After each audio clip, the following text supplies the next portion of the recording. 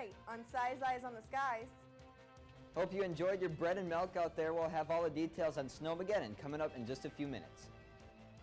Plus, Sharpe is in the studio for your national forecast.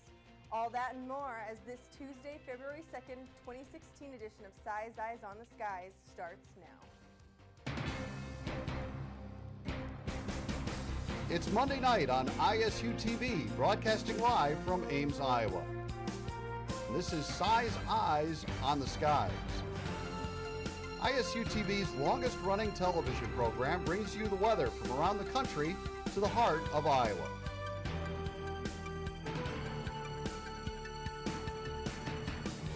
The ISU Meteorology Department team of forecasters keep you ahead of the storm. From Iowa's most trusted weather team, this is Size Eyes on the Skies.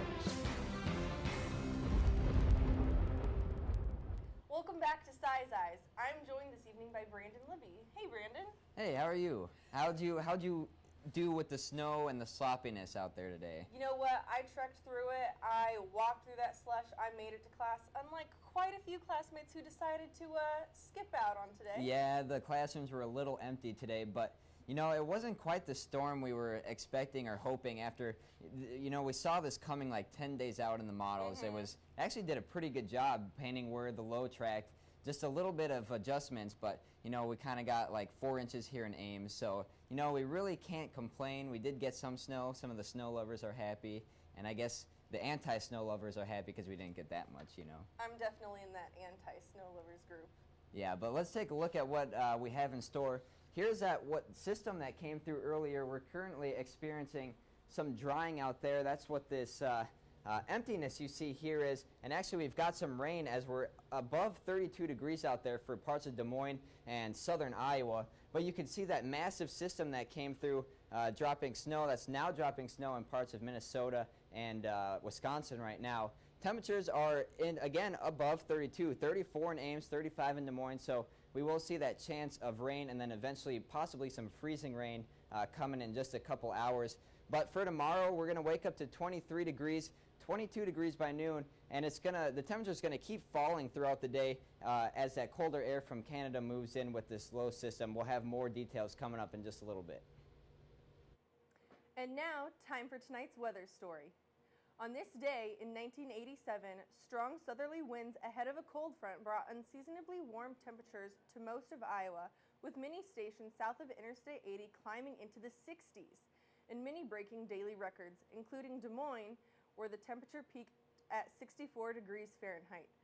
Other reported high temperatures included 65 degrees Fahrenheit at Sheraton, Indianola, and Winterset, and 64 at Greenfield, Mount Ayr, and Ottumwa. Now here's Zach with a look at what's happening around the nation. We've had a pretty large active storm system across the upper Midwest and even bringing some severe weather down to the deep south. Where is it going next? I'll let you know in the full forecast coming up after the break.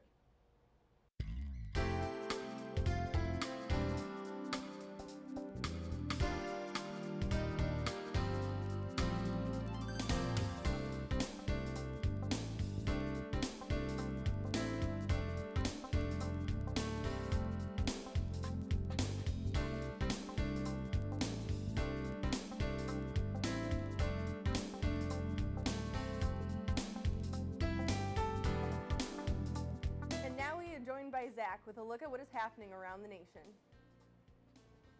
Good evening, I'm Sharpe with your national forecast. It was a pretty tranquil day across the United States, except we have had a major winter storm with some severe weather across the deep south, but our temperatures were fairly nice across the state today. 57 in Dallas, 50 out there in St. Louis. That rain-snow mix up there in Minneapolis with 27 degrees and a very warm spot down in Phoenix, Arizona at 53 degrees. Up in the northeast, Syracuse at 35 degrees.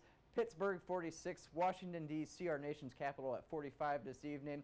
66 is the current reading out there in Atlanta, in New Orleans at 73 degrees. Bumping to the southwest, we have hitting the strip tonight, 43 degrees out there in Las Vegas, 53 out in Phoenix, and Santa Monica, California at 58 degrees. Now, It's fairly nice across the northwest for this time of year. Temperatures are in the mid to upper 40s with 34 in Boise, Idaho. Back here in the heartland here, we've had that major winter storm with those blizzard-like conditions across northwest Iowa, which has brought in some cooler air from the northwest with temperatures in the mid to upper 20s across South Dakota, Minneapolis, and Nebraska, and across the further southeast you go in St. Louis. We were in the upper 50s today, and that has been leading to some severe weather down across Mississippi, Arkansas, and Tennessee. Now, highs today reached 66 in St. Louis, 66 as well in Dallas, and cooler as you went into the Rocky Mountains out to the west. 22 was your high out in Denver. There is that large winter storm system with a low pressure system sitting here across northeast Kansas currently spinning, that big snow area with heavy snows across eastern Nebraska, which shut down I-80 portions today just simply because it was heavy snow and blizzard-like conditions. Now, across the southeast, if we go ahead and zoom in here, we had some tornado warnings across Mississippi, some heavy rains which led to flash flooding, and that severe weather threat will continue into this evening. Looking at our watches and warnings map, we see there is that area of blizzard warnings in the red, winter storm warnings in the pink, and winter weather advisories in the purple. And across the southeast here, we have those tornado watches in the yellow, severe thunderstorms warnings in the orange, and those flash flood warnings in the red. Now, we go ahead and step through the futurecast. We'll see how this thing times out. That area of low pressure will continue to slide off into the Great Lakes, and will continue to slide that snow out of it. That cold front will continue off to the east coast, producing a little more severe weather as the evening sets in. However, as we lose the daytime heating, that severe threat will continue to diminish.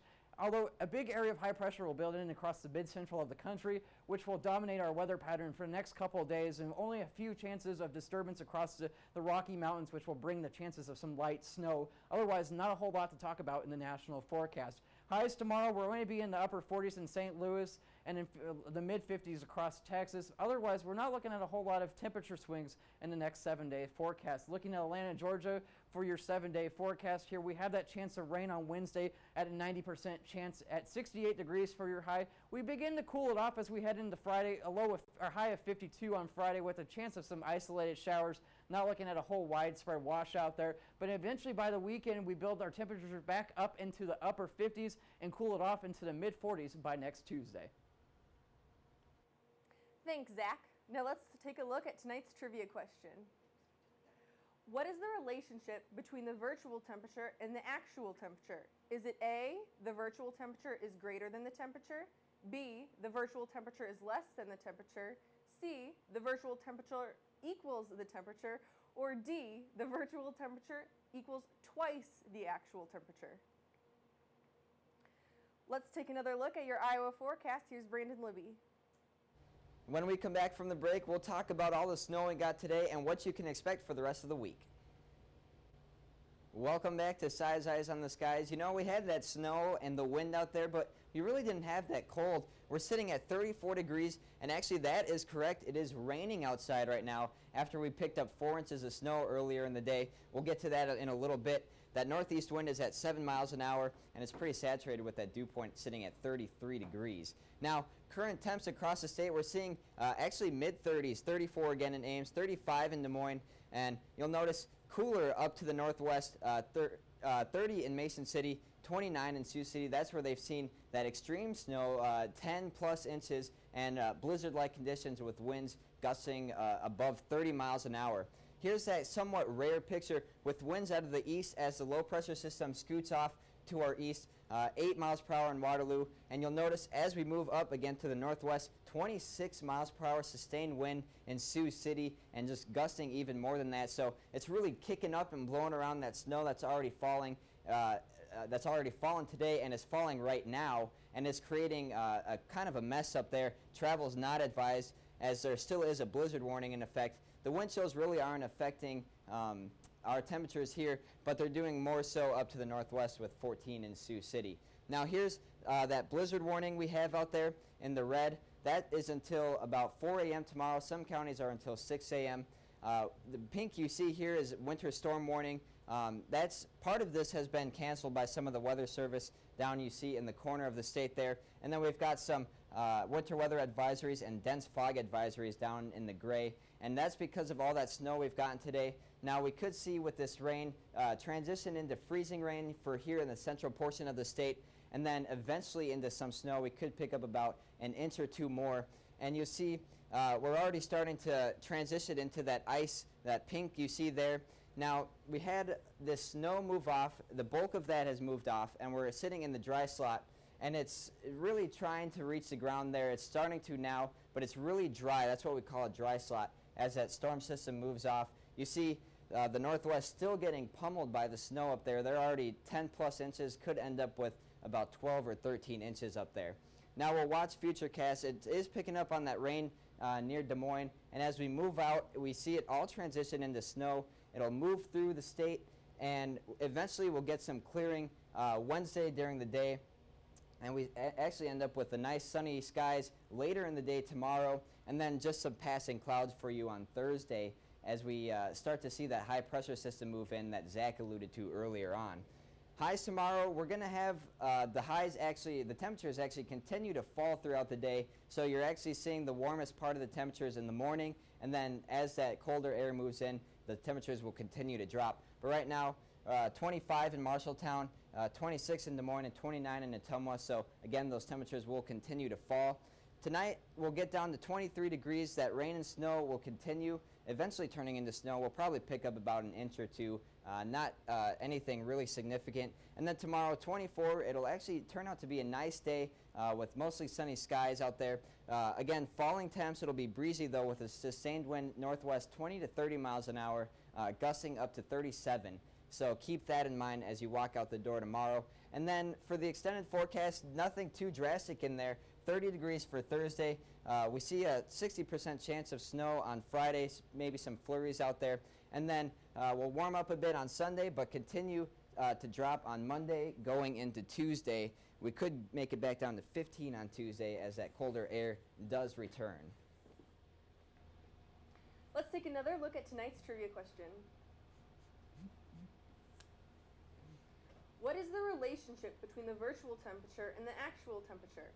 Is it A, the virtual temperature is greater than the temperature, B, the virtual temperature is less than the temperature, C, the virtual temperature equals the temperature, or D, the virtual temperature equals twice the actual temperature? What do you guys think? Taking it back to 301.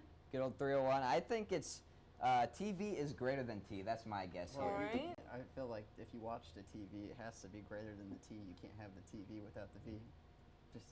I don't know what you're talking about. We don't try to joke here on the show because of that reason, Zach. All right, let's take a look. What's the answer?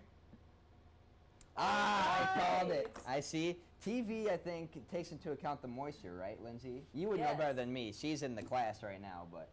Well, I could go into, the actual definition, but I won't bore anybody with that. My definition was better, just saying. Okay, Ted Cruz.